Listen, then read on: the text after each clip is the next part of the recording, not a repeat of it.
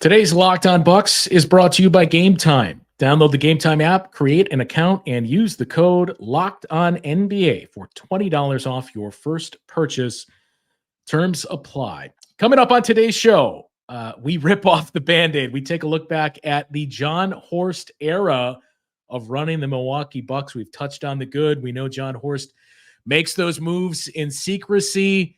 But what about on the other end of the spectrum? What are the moves that haunt you the most? We will get into it coming up next on Locked On Bucks.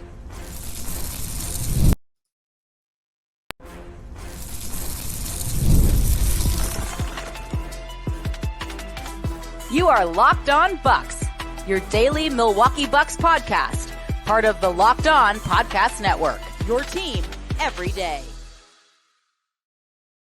Welcome into Locked On Bucks. I'm Justin Garcia, joined as always by Camille Davis, and we thank you for making Locked On Bucks your first listen every day. We are free and available wherever you get your podcasts. You can find us on YouTube as well, all part of the Locked On Podcast Network, your team every day. Camille, we have spent a decent amount of time on this show. Frank and Kane did as well, talking about Jon Horst and some of the moves that he's made. And you and I talked about this earlier in the offseason too, of, hey, I didn't think the Bucks had the assets to get Drew Holiday. I didn't think they had the assets last year to get Damian Lillard. We didn't know about PJ Tucker, or even a name that we'll bring up a little bit later. But they made these moves happen. So I think you do have to give some credit, more than some credit, to Jon Horst on that front. But if we are being fair, there is another side to the coin as well. And some of those moves that did not work out. And some of those moves have frankly put the Bucks in the spot that they're in, as we just went through on yesterday's show, grading their offseason. Some of those are tied together. So today's show is all about taking a look at those moves that did not work out, that you would take back if you were running the Bucks. And we've put together a list of about 6 or so of those moves that you look at and you say, I don't know, this one really seems to haunt the Bucks. In no particular order, the moves, and actually it's more than 6, the moves that pop to mind the most. And remember, this is only under Jon Horst's watch. Jon Horst is the general manager of the Bucks. Trading 5 second-round draft picks for Jay Crowder is on that list. Trading Dante DiVincenzo for Serge Ibaka is on that list. The absence of PJ Tucker, I don't know how much of that had to do with Jon Horst, but PJ Tucker's exit, Malcolm Brogdon, and some of the stuff that went into his exit, giving Tony Snell the contract that you gave him, the Drew Holiday trade, firing Mike Budenholzer. So there's a number of these that pop up within the last couple of years. Those were the ones that came to mind the most. If you think there's one that we're missing for some reason, and again, remember, this is under Jon Horst's watch, leave those in the comments. Tweet those to Camille and I, and I'll be curious to see what you think we left off this list. But with all that out of the way, which one do you want to start with?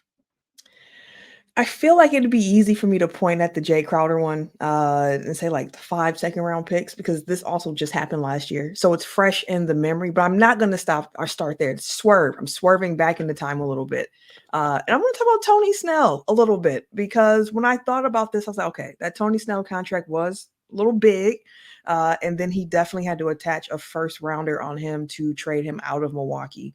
But one thing about that trade that I forgot that was a good thing that came of it, like, although it cost the first, it did allow the Bucks to re-sign Brook Lopez, because if you remember, listeners, the summer that the Bucks traded Tony Snell, it was right after the first year of Brook Lopez in Milwaukee. He was here on like the mid-level that he was on, or the taxpayer?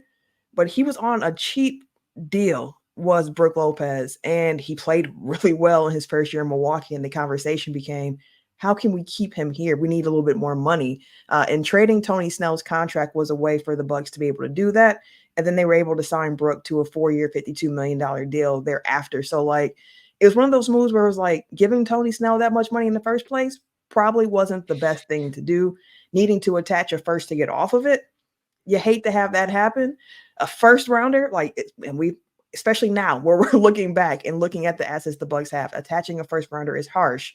The only bright side out of that, though, is that it did allow enough space to sign Brook Lopez. Mm-hmm. And as we know, Brook Lopez did go on to be, the cornerstone center for the team and helped us win a championship. 4 years, $44 million. He was a 3-and-D player, right? He was exactly what you would look for in 3-and-D. I think if anything, you would point to, can you take some more threes? And it's worth pointing out that was before Mike Budenholzer. There was 1 year that Tony Snell spent. There was not a Freudian slip there that Tony Snell spent with the Bucks under Bud. But at his peak, he took about 4 threes a game. He was a 40% 3-point shooter. But you go back to other teams and their development. Think back, the story's been told a number of times, but Duncan Robinson and his development with the Miami Heat, where they essentially told him, look, you don't need to put the ball on the floor, right? You're a great shooter. Just keep working on that and harness the shooting. It's to a lesser extent what we've talked about with the development of AJ Green. And I do wonder if you had more time with Tony Snell, what could have been on that front. The contract is what really made it prohibitive. And then even what you brought back in John Lure, having to stretch him as well. It was just financially a mess, save for that one aspect, as you pointed to. It allowed you to retain Brook Lopez, which is a big thing that cannot be underscored there. So this one, I think it certainly deserves to be added to the list of moves that didn't work out and moves that, at least in Jon Horst's tenure, in the top 10 of worst contracts or moves that he had made and given out. But I don't think this one is on the level of some others, because you were somewhat able to save face with, look, here is the benefit. It allowed us to keep one rather big, literally and figuratively, one big piece for us. Another one that I want to get to, because I think it's going to come up quite a bit with Bucks fans. We've heard it through the years. Worst moves. Well, it's easily this one. I don't know that it's the worst, but it is certainly, in my mind, it is one of the 3 worst. That is the trade that brought you Serge Ibaka and sent out Dante DiVincenzo. Speaking of 2 guards, though, Camille, Dante DiVincenzo traded. And look, I was one of those that at the time you were trying to find a way, whether it was copium or whatnot, to justify, well, I can kind of see where they're coming from. So let's put ourselves back in that moment where that was when you didn't have Brook Lopez for 2/3 of a season. You didn't know what his status was going to be moving forward. So the spin is, this is Brook Lopez protection. In a vacuum, I understand that. And look, the other piece to all of this is you had some guy by the name of Grayson Allen who accepted a contract extension.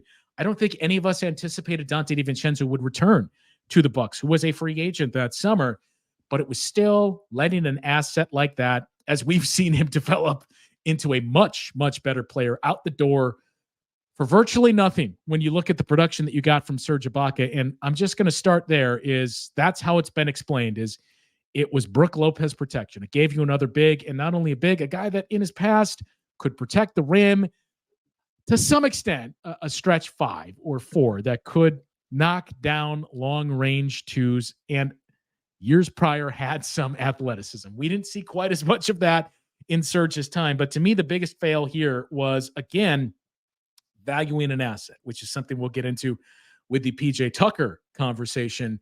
But look, let's be honest. If Brook Lopez wasn't going to return that season, and that was your view of, we need some help, we need some Brook Lopez protection, you got a lot bigger problems. If Serge was your option, then yes, because if the Bucks would have been able to acquire the Serge Ibaka they saw in the 2019, Eastern Conference championship game, where it's like, okay, this guy here, yeah, it makes sense. But at this point, when the Bucks acquired him, he had the back problems already as well, and the play was just on a downwards turn for him at that point. And I think it should be noted as well, because I know we have to get into the break, but before that, Dante was also on the trade block because he was part of the failed Bogdanovich trade that was supposed to happen and didn't happen. And everybody was, okay, well, I guess Dante's somewhat available. And we knew at the time the Kings had a big interest in him. So it was one of those situations where it was a 4-team trade in order for the Bucks to acquire Serge Ibaka and send Dante DiVincenzo out to Sacramento. So a lot of different players involved there. And also the Bucks were able to get off of Shemi Ojale and Rodney Hood, who in the offseason, again, the process, the understanding of why you're taking those players, it made sense. But seeing it play out in real time on the court, Ojale and Rodney Hood just were not fits. Rodney Hood couldn't knock down the three at the level that the Bucks needed him to, and Ojale just did not work. So the Bucks had to get off of that. So in addition to bringing in the Brook Lopez protection of Serge Ibaka, they were also able to get off of some contracts and some guys who weren't really adding anything to the rotation at the time. But yes, in retrospect, that is one of those ones where Dante's probably the best draft pick that the Bucks have had in the Jon Horst era. So it's like it's tough to get rid of him. Yeah, a tough move. You mentioned a multi-team trade as well. We'll get into the particulars of that and take a look at the next move that really stands out as we continue our trip down memory lane here. The moves that really, really cost the Bucks the most. We'll continue the conversation next on Locked On Bucks. You have heard me talk about my success using Game Time. It is the number one app that you need this summer as we're in the thrust of Major League Baseball season. Maybe you're crossing off some stadiums on a road trip, want to check off as many new stadiums as you possibly can. You want to follow the Brewers around town and take in the sights and sounds from ballparks that you haven't been to in the past. That's where Game Time is the ultimate app and the easiest app to use to check those stadiums off your list. They offer last-minute deals where you can save up to 60% off when you buy last minute for sports, concerts, comedy, theater, and more. Flash deals as well, where you can save even more with exclusive in-app deals on select seats ahead of the game or event. You see all-in pricing. You toggle that feature so that way you know exactly what you're paying when you get to the checkout screen. No sticker shock, just as you're completing your purchase. And again, most importantly, for those of us that haven't been to those stadiums before, seat views. You get a panoramic view from your seat within the app, and you get to see that before you buy your tickets. Best of all, they offer the lowest price guarantee. They will credit you 110% of the difference if you can find that seat for a lower price, and your purchase is covered with the most flexible customer service policy in the ticketing industry. Download the Game Time app, create an account, and use the code LOCKEDONNBA for $20 off your first purchase. Terms apply. Again, create an account and redeem the code LOCKEDONNBA, LOCKEDONNBA for $20 off your first purchase. Download Game Time today. Last-minute tickets, lowest prices guaranteed. And just to round out that point on the Dante DiVincenzo trade, Camille, 14 deal, as you mentioned. That's the one thing that gets lost in the shuffle of, man, all the names that were involved in this trade. Dante DiVincenzo, Trey Lyles was in the trade. You mentioned Rodney Hood and Semi Ojeleye, which again, when we talk about the pros and cons, that is one of the big pros of Jon Horst. When contracts haven't worked out for the most part, he's found a way to get off of them. Those two low-risk signings, the DJ Augustine signing a couple of years prior to that, Marvin Bagley III was in this trade, and of course, Serge Ibaka. But look, it doesn't offset the deal, but we should also point out how all of these moves, it's not just the Bucks, it's every team, how they're all intertwined. And I just heard Brian Windhorst talking about this yesterday as well. The initial trade that sent Kawhi Leonard to the Toronto Raptors from the Spurs, that trade is still living on for the Spurs. They're kicking the can down the road because they got Jakob Poeltl, they traded him back, and then they made a move with some of those assets at the draft this year. So that's how it can live on. The Bucks also got second-round draft picks in that deal, which they used to acquire Jay Crowder, which I believe is the next place to move on to since we mentioned that. Definitely not what you were anticipating to get. And I think what hurts the most there is the 5 second-round draft picks you gave to get Jay Crowder, who, in fairness, I think we were all excited and we all hoped you would see some type, maybe not the version you saw in Miami, maybe not even the version you played against in the finals, but close to that. That's not what you got. And the fact that it cost you 5 second-round picks, and we're having the conversation now of, hey, the Bucks don't have any second-round picks until 2031, is what makes that move sting even more. Truly. And to your point about when the trade actually happened, it was like, I get it. This makes sense. This is the type of player that if he is playing well, because we should remember as well that when the Bucks made this trade to acquire Jay Crowder, this is coming after he was sitting out that season with the Suns because they were having the contract negotiations that weren't going well. So he was like, you know what? I'm just going to sit at home. I'll wait for the trade and then we'll move on from there. So when we first acquired Jay Crowder here in Milwaukee, it was a conversation of like, okay, well, is what we're seeing now just kind of rust because he hasn't been playing game speed over the last few months, or is this just kind of where his game is at? We did see when his first year here with Bud didn't work out. He didn't even really get into the playoff rotation. And we were actually shocked that he came back a bit the following year, this past season that just wrapped up, because it was like, okay, maybe he has better clarity on what his role is going to be now that there's a new head coach in place and he feels good about the team. We know that he had a lot of love for Milwaukee due to the Marquette days as well. So Jay coming back another year was kind of like, well, let's see how this goes. Like maybe he just needed the off season to get back into shape and to look a little bit better. And he had some moments for sure this past season before he got hurt. He was lighting it up. He got hurt, came back later on in the season, and the 3-point stroke wasn't there quite as well. And the playing time just was kind of inconsistent for him. It just never panned out to be exactly what we thought that Jay Crowder would be as that small ball four to help you unlock Giannis at the 5 and just some other interesting lineups, which is now the new hope for Taurean Prince to come in and do that same thing, play that type of role in the way that has been envisioned. So yeah, not having any second round picks. The Bucks gave up a 2023, 24, the Pacers 2025 pick that they had sent it back. They had a 2028, a 2029. And to your point, now the next second round pick that the Bucks have to move is 2031. As we go through these, I think based on what we've gone through so far, the Dante DiVincenzo one is the one that stings the most. Because again, of asset mismanagement, even if he's going to leave, explore other avenues or just hang on to him. He would have been very valuable, as we mentioned, in that series against the Boston Celtics in 2022, coming off of an NBA championship, when he said, man, you just need guys that can defend on the perimeter and guys that can dribble the ball and create.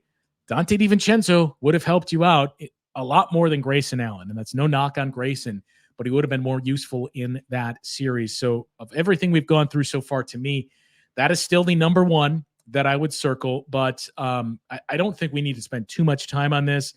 It's something that's kind of faded away through the years, but it brings us to Malcolm Brogdon. So that was another one. Again, the first year where you really tasted success, knowing, man, this guy has outplayed his contract as a second-round draft pick, and wondering, can you keep him together? We saw Eric Bledsoe get that contract extension, and the thought was the Bucks seemingly picked him over Malcolm Brogdon. They could have matched. He was a restricted free agent. They could have easily matched a 4-year, $85 million offer that he got from the Pacers. They opted not to. And I think the big thing that people are going to point to with this one was, again, mismanagement or a lack of understanding, whatever it was, of the salary cap, where not only did you allow him to leave and worked out a sign and trade, but because of the money that you guaranteed for George Hill, and I forget what the other factor was, you did not get a roughly $10 or $11 million trade exception from that. So those are the financial nitpicks with it. I think the larger point is, look, you should have just retained him and figured out a way down the road to, maybe it is between you or Eric Bledsoe, but let's cross that bridge when we get there. And when it comes to the point of we really have to make a trade, they should have held on to Malcolm Brogdon. I wasn't the biggest fan. I said at the time, look, I don't think it's all that big of a loss. And in hindsight, you would have rather had Malcolm Brogdon than you would Eric Bledsoe, but this isn't the all-time worst move. It, to me, just speaks to, again, managing your assets. As on yesterday's show, we talked about, you can't criticize the Bucks of being cheap when they lost in the first round 2 years in a row and they're well into the tax. That was the other move I didn't mention that we probably should have, of, I don't know if it's really cheap, but you probably should have just paid to keep him. There were people arguing it was cheap in real time. I remember those conversations around the Malcolm Brogdon trade of like, why are we cheaping out now? Like, just pay, just pay, just pay. And then just thinking about the decision that was quote unquote made between Bledsoe or Brogdon. And I mean, Brogdon was coming off of an incredible rookie campaign here with the Bucks, as we saw a second round draft pick that was really putting in some meaningful minutes in the rotation, really steady player as well. It was just a few of the injury concerns, which is something I thought was part of the equation for the Bucks when thinking, do we go Bledsoe or do we go Brogdon? And thinking of just the scheme that was ran with Bud, we've talked a lot about how important that point of attack defender is on defense. And for all of the warts that Eric Bledsoe had, especially in the playoffs when it came to his offense, defensively, he was exactly what Bud was looking for in this scheme, with his ability to just get around screens and navigate and also funnel players as well. So in real time, for me, it was like, I love Malcolm Brogdon. I used to call him my play cousin, Malcolm Brogdon, because I was just that big of a fan of him. And having Bled, I was like, okay, I get it, because it feels to me like you're leaning more in on that defensive aspect. Not to say that Brogdon wasn't good defensively, but what Bledsoe did with his strength was just a little bit different. So in retrospect, yes, you definitely wish you could have got more out of it. And then too, when Malcolm got to Indiana, he was playing some really good ball before he got hurt. He had the Achilles towards the end of his tenure there. And since then, it has been just some injuries popping up for him time and time again. But when he is healthy, he is still a really effective player. Couple of more moves to key in on here. We will do that and wrap up the conversation next on Locked On Bucks. So it brings us to the end of the line here, Camille, where we mentioned roughly 6-7 of these moves. We've got 3 left to go over, and they're all kind of intertwined. So I don't think we need to spend much time on this next one. We've talked about it quite a bit last couple of years and even recently on one of our shows.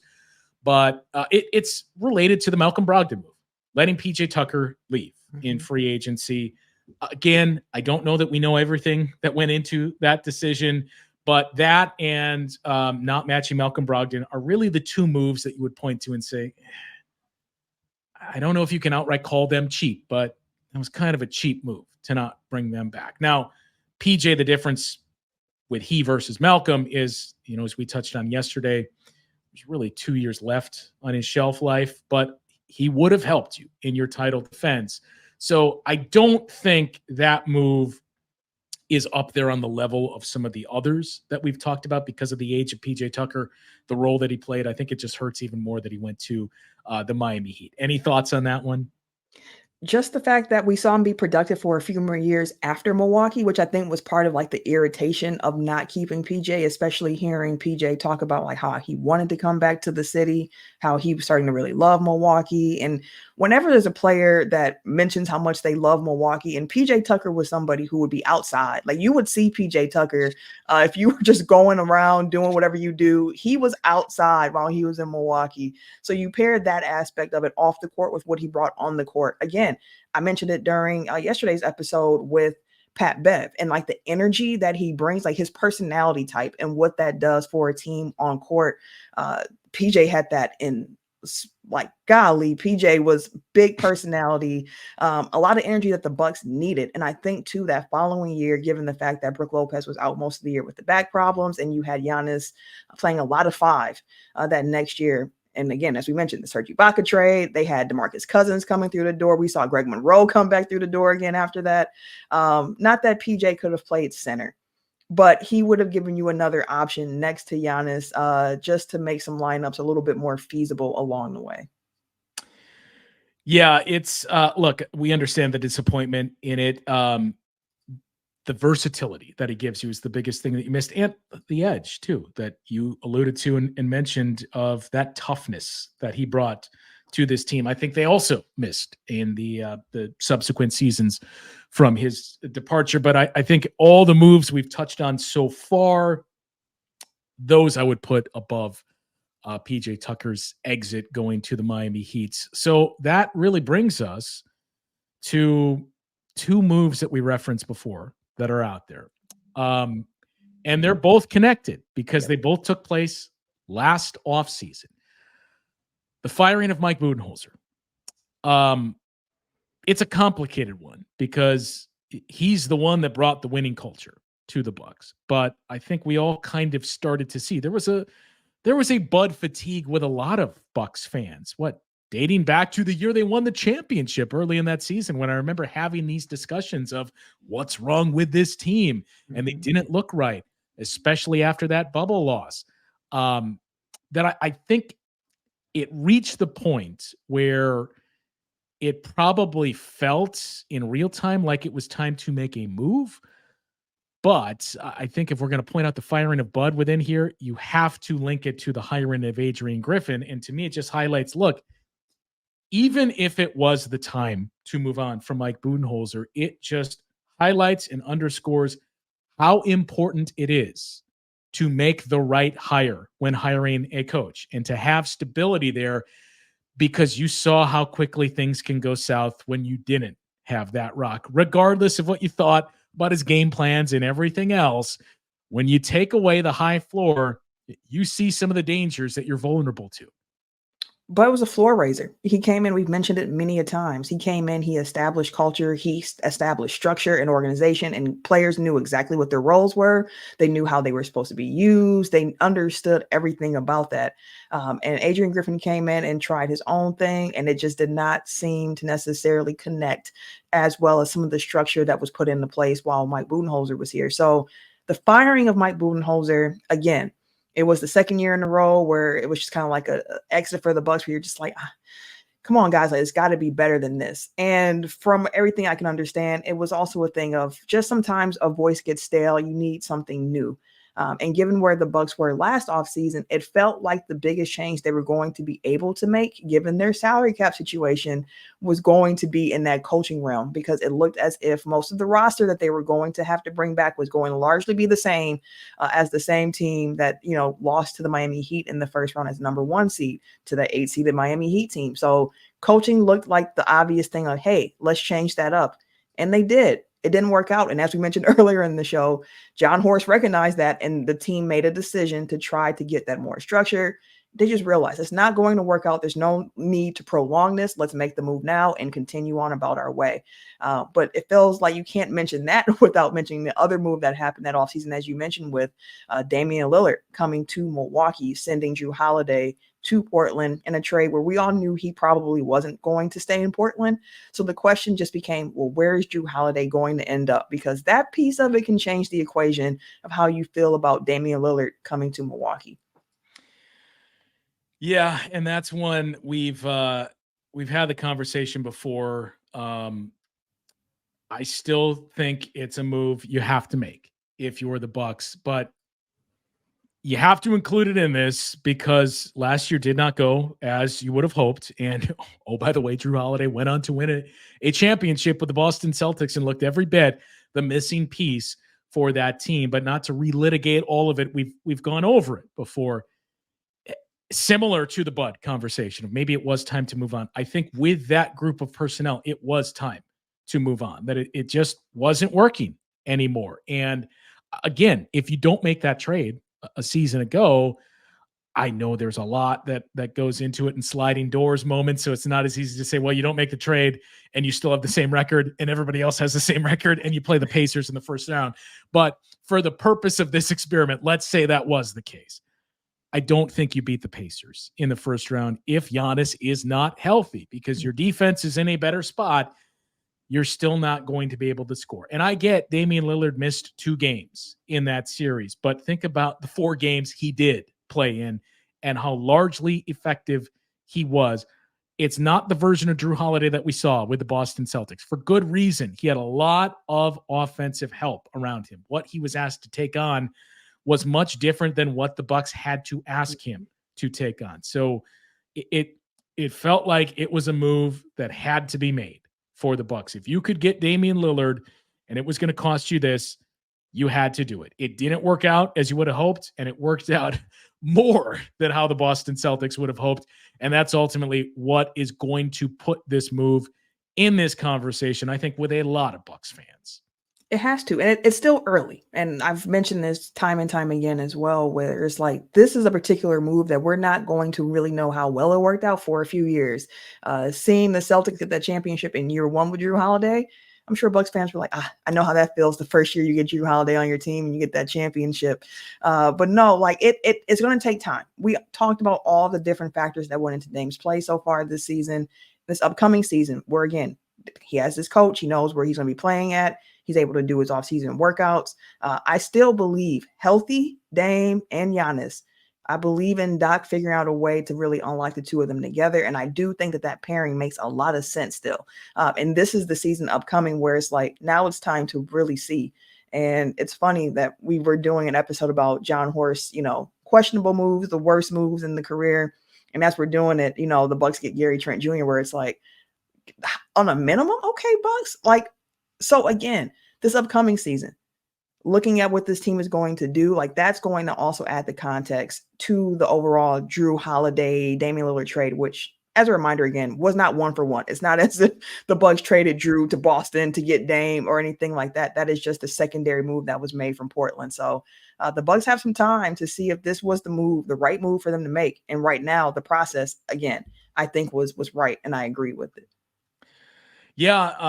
I look, there's a handful of these moves that we went over on today's show, but there's not a ton of them, right? And even some of them, as we noted, yeah, I think you have to include this in the conversation, but it's not at the level as some of these other moves. So that is the other positive to take from all of this is, it's not to say that Jon Horst has been perfect, but by and large, I think he's done a very good job for this Bucks team, and the most recent signing that you just mentioned as well, which is a big piece of it. It's been a pretty solid track record for Jon Horst overall. So that was the purpose of today's show, to just kind of go through, okay, what are the moves you would take back? If there's one that you feel like we missed, as we mentioned, leave that in the comments.